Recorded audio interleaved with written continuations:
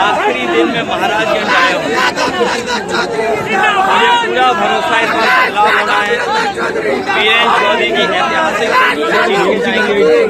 BJP के लोगों ने केवल लोकतंत्र पैदा किया और केवल जनता को गुमराह करना और अपने हार के डर से बीजेपी के बड़े बड़े नेताओं की भाषा बदल गई और पता नहीं क्यों जितने भी एम से शब्द आते हैं उसके पीछे बीजेपी पड़ी हुई है। लेकिन इस बार महाराजगंज का भी शुरुआत एम से होती है। महाराजगंज के लोग बीजेपी को सबक सिखाने का काम करेंगे। प्रधानमंत्री नरेंद्र मोदी चुनाव के बीच में कन्याकुमारी साधना के लिए जा रहे हैं, क्या कहेंगे? वो जो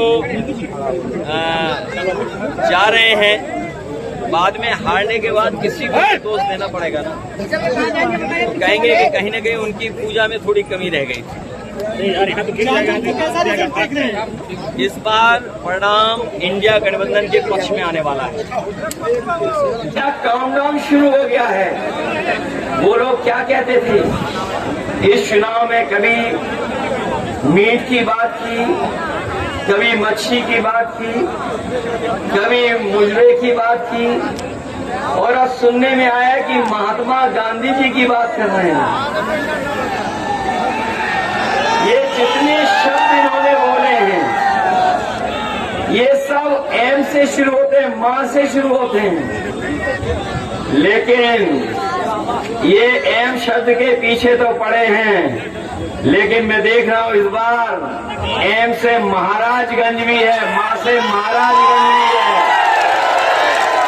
वो अगर उधर पीछे पड़े हैं तो महाराजगंज में वाले भी इन भारतीय जनता पार्टी के लोगों के पीछे पड़े हैं। जब तक जमानत जब्त नहीं होगी तब तक महाराजगंज के लोग शांति से बैठने वाले नहीं हैं। जो लोग 400 पार का नारा दे रहे थे, जो लोग 400 पार का नारा दे रहे थे, बताओ 7वें चरण तक आते आते वो नारा अपना भूल गए कि नहीं भूल गए? और न केवल नारा भूल गए हैं, अब उन्हें डर सता रहा है कि कहीं 400 न हार जाए। और सच्चाई तो यही है। हमने आप में थोड़ी देर में समझने की कोशिश की। सोचिए उन्होंने क्या नारा दिया। नारा दिया 400 पार। हम लोग बाद में समझ में आया कि 400 पार का मतलब हुआ कि 543 में 400 पार मतलब 143 सीटें। 400 हार मतलब 143।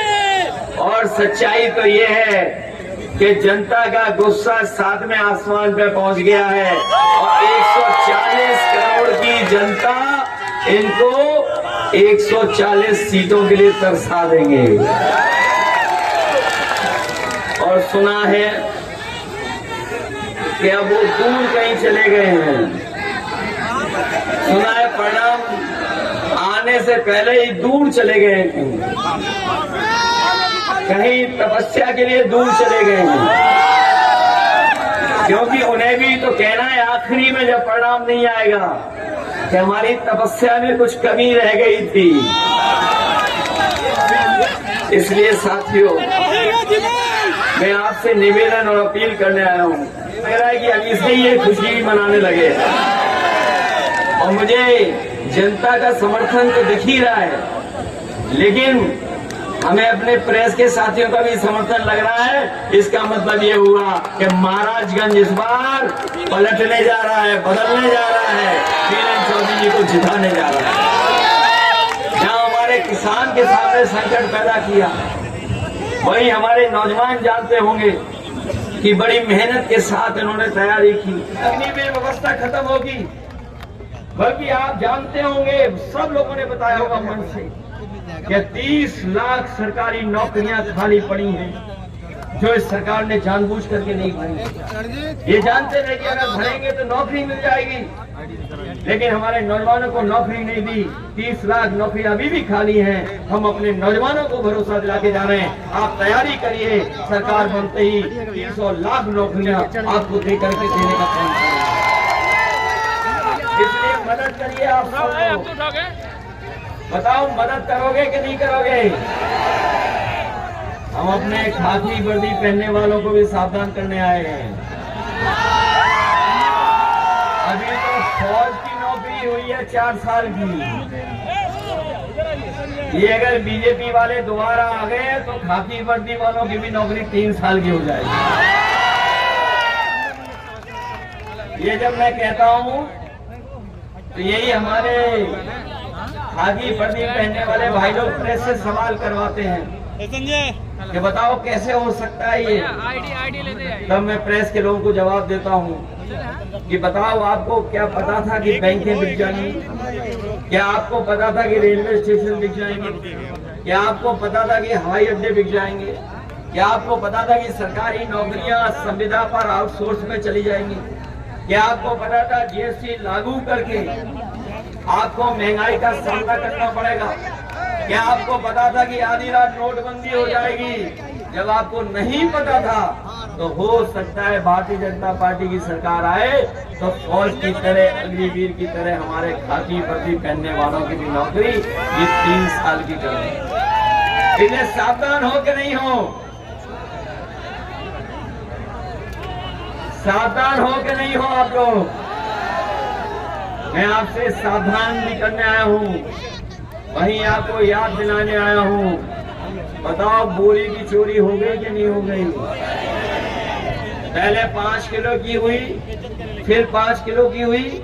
बताओ, खाद की बोरी से कितनी चोरी हो गई? 10 किलो की चोरी हुई कि नहीं हुई? कभी कभी मैं सोचता हूँ ये बोरी की चोरी कहाँ से सीखे हैं। तब हमें याद आता है ये पार्ले जी के बिस्किट पैकेट से सीख के आए हैं। याद कीजिए, पहले पार्ले जी का बिस्किट पैकेट कितना बड़ा आता था, और जैसे जैसे महंगाई बढ़ी और मुनाफा कमाया उन्होंने, तो बताओ पैकेट कितना बड़ा हो गया। मुझे पूरा भरोसा है कि 1 तारीख को जब वोट डालोगे तो सब हाथ के निशान पर, कांग्रेस के निशान पर एक एक वोट डाल करके इनको जिताने का काम करना। यही निवेदन, यही अपील मैं आप सबसे करना